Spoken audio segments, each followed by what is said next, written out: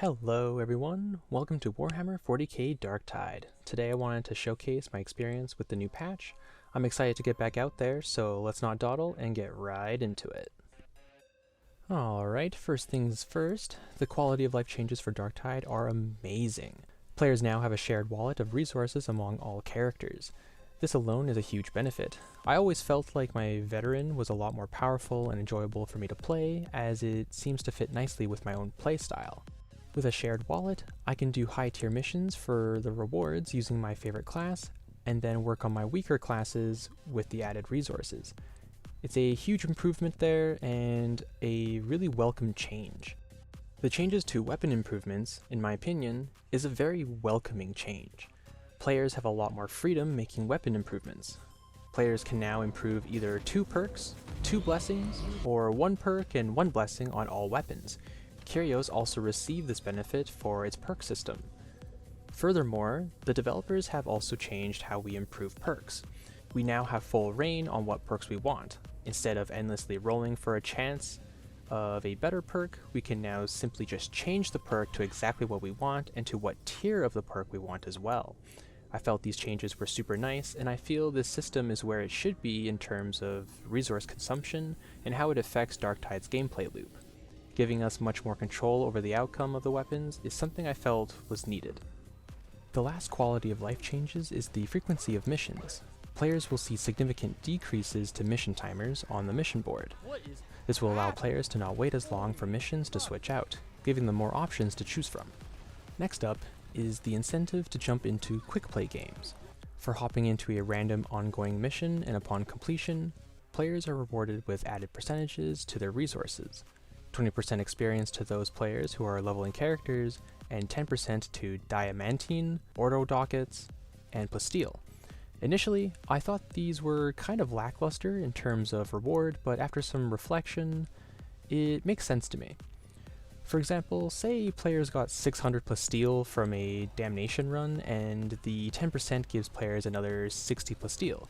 It is a decent amount in all fairness. Completion of multiple games would add up nicely. I like to think of it as getting a tip for jumping into a mission without any information of the map, mission type, and what sort of situation the party's in when players get out of that loading screen. With percentages being as low as 10%, it feels the developers are testing the waters on the economy of the game. Personally, I could see these numbers being bumped up to 15% across the board, but that's probably as far as I'd like to see it balanced to.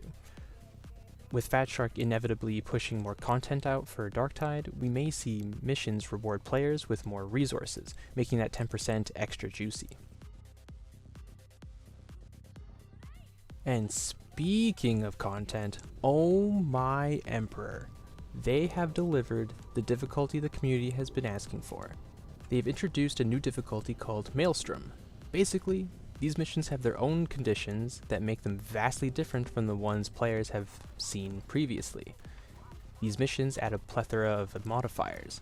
Some are more tame than others, and not all missions have the same amount of conditions. Although it seems Maelstrom missions can have 2 to 4 conditions at the same time. If I had to describe it in one word, that word would be chaotic. Additionally, the mission board has a slider for standard missions and a new mode called Auric Level. These missions are tailored to those players who see themselves more as masochists. All missions here are high intensity, and our favorite conditions will appear much more frequently. Players are required to be level 30 to attempt these missions. This mode also adds another Maelstrom mission for selection. There are a few other fixes and tweaks to the game, but the most notable one being the elite resistance condition being removed. They wanted to rework the condition, and I honestly don't blame them. When I first saw this condition, I was hoping for a similar mechanic like the Nurgle Blessing making enemies tougher. I'm looking forward to the rework though. Anyways, that's all the changes patch 12 had to offer, and simply put, I think this is a really solid setup stage for Fatshark. As someone who just enjoys Darktide for what it is, I think the quality of life changes make the game easier to play in terms of resource management and economy.